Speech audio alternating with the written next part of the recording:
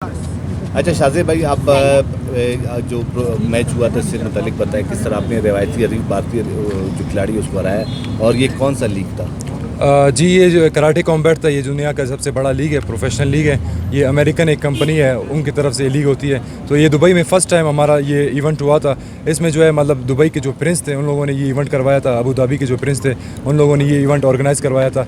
ये मतलब इसमें जो है जो मेन इवेंट फाइट थे वो UFC वर्ल्ड चैम्पियंस थे और किक बॉक्सिंग वर्ल्ड चैम्पियंस थे, उनका फाइट था। और इसमें जो है पाकिस्तान वर्सेस इंडिया के 3 फाइट्स थे, जिसमें मैं पाकिस्तान टीम का एज ए कैप्टन रिप्रेजेंट कर रहा था और 2 और फाइट्स थे। और इसके साथ जो है कराटे वर्सेस मुay थाई फाइट्स भी थी। तो ये एक बहुत ही मतलब दुनिया में मतलब कराटे कॉम्बैट का सबसे बड़ा जो पूरे मतलब कराटे कॉम्बैट की हिस्ट्री का सबसे बड़ा इवेंट था।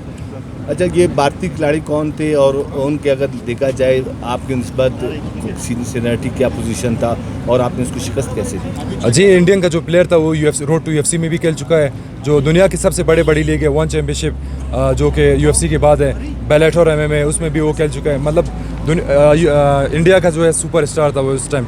और इंडिया का जो है मतलब वो उसका रिकॉर्ड भी मुझसे जो है डबल है, 11-2 और मेरा 6-0 है। तो अल्हम्दुलिल्लाह फाइट मेरी टफ थी और मैं ट्रेनिंग भी कर रहा था। रमज़ान में अमेरिका में था मैं, वहाँ पे मैंने ट्रेनिंग की अपना रमज़ान में रोज़े की हालत में मैंने ट्रेनिंग की।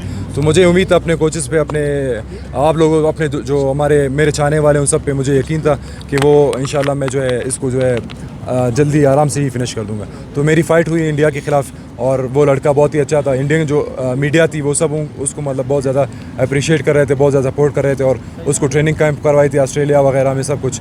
तो अल्हम्दुलिल्लाह मैंने मेहनत की थी, अल्लाह पाक ने इज़्ज़त दी मुझे। इधर से निकल सकता हूँ बलूचिस्तान से, तो आप लोग भी निकल सकते हैं। अपना जो है जो हार्ड वर्क है वो करते जाए और अपने ऊपर बिलीव करें। अगर आप अपने ऊपर बिलीव करेंगे तो आप कुछ भी कर सकते हैं। तो ये उनको मैं ये कहना चाहूँगा, अपने जो गोल्स है उनके लिए डिफरेंट ऑब्जेक्टिव सेट करें और उनको अचीव करें। इंशाल्लाह आप लोग अगर मेहनत करेंगे तो एवरीथिंग इज़ पॉसिबल।